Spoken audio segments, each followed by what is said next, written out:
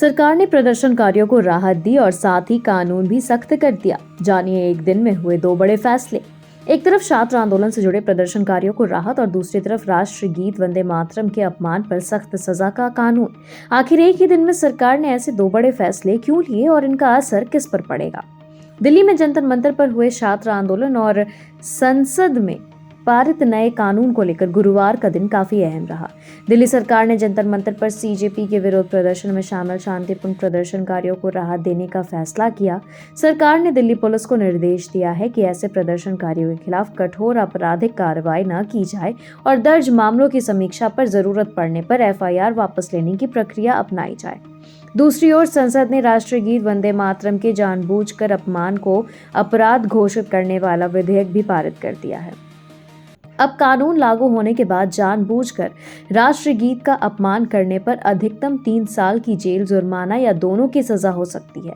जंतर मंतर पर पिछले कुछ दिनों से नीट यूजी, पेपर लीक और शिक्षा व्यवस्था से जुड़े मुद्दों को लेकर विरोध प्रदर्शन चल रहा था। इस दौरान कई प्रदर्शनकारियों को हिरासत में लिया गया और कई मामलों में एफआईआर भी दर्ज की गई। प्रदर्शनकारियों का कहना था कि उनकी आवाज को दबाया जा रहा है, जबकि प्रशासन का कहना था कि कानून व्यवस्था बनाए रखना जरूरी है। इसी बीच मामला सुप्रीम कोर्ट तक पहुंचा। अदालत ने टिप्पणी की कि शांतिपूर्ण प्रदर्शन करने वालों और हिंसक गतिविधियों में शामिल लोगों के बीच स्पष्ट अंतर किया जाना चाहिए।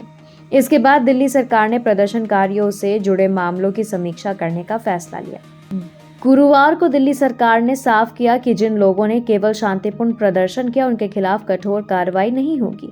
दिल्ली पुलिस को गिरफ्तारियों और दर्ज मामलों की समीक्षा करने का निर्देश दिया गया। हालांकि सरकार ने यह भी स्पष्ट कर दिया कि जिन लोगों पर हिंसा, सार्वजनिक संपत्ति को नुकसान पहुंचाने या अन्य गंभीर अपराधों के आरोप हैं, उन्हें इस राहत का लाभ नहीं मिलेगा। बताया गया कि 29 जुलाई की शाम तक जंतर मंतर प्रदर्शन से जुड़े 13 मामले दर्ज किए गए थे। अब इन मामलों की जांच के आधार पर आगे की कार्रवाई तय होगी। इसी दिन संसद ने वंदे मातरम के अपमान को अपराध घोषित करने वाला विधेयक भी पारित कर दिया। अब यह कानून लागू होने के बाद जानबूझकर राष्ट्रीय गीत का अपमान करने वालों पर कानूनी कार्रवाई की जा सकेगी। लेकिन अब सबसे बड़ा सवाल यह है कि इन दोनों फैसलों का आम लोगों पर क्या असर पड़ेगा।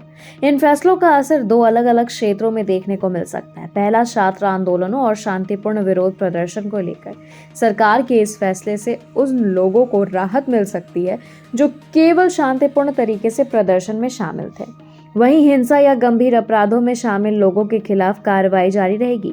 दूसरा, राष्ट्रीय प्रतीकों के सम्मान से जुड़े मामलों में अब कानूनी व्यवस्था और सख्त हो जाएगी। यदि कोई व्यक्ति जानबूझकर राष्ट्रीय गीत वंदे मातरम का अपमान करता है तो उसके खिलाफ नया कानून लागू होगा। सरकार का कहना है कि इससे राष्ट्र सम्मान की रक्षा होगी। वहीं विपक्ष का कहना है कि कानून का इस्तेमाल संतुलित तरीके से होना चाहिए ताकि किसी तरह की दुरुपयोग की आशंका ना रहे। जब जंतर मंतर प्रदर्शन से जुड़े सभी मामलों की समीक्षा दिल्ली पुलिस करेगी, जिन मामलों में राहत दी जा सकती है वह आगे की कानूनी प्रक्रिया शुरू होगी। वहीं जिन लोगों पर गंभीर आरोप हैं उनके खिलाफ जांच की कार्रवाई जारी रहेगी। दूसरी ओर वंदे मातरम से जुड़े नए कानून के लागू होने के बाद उनके नियमों और क्रियान्वयन पर भी नजर रहेगी।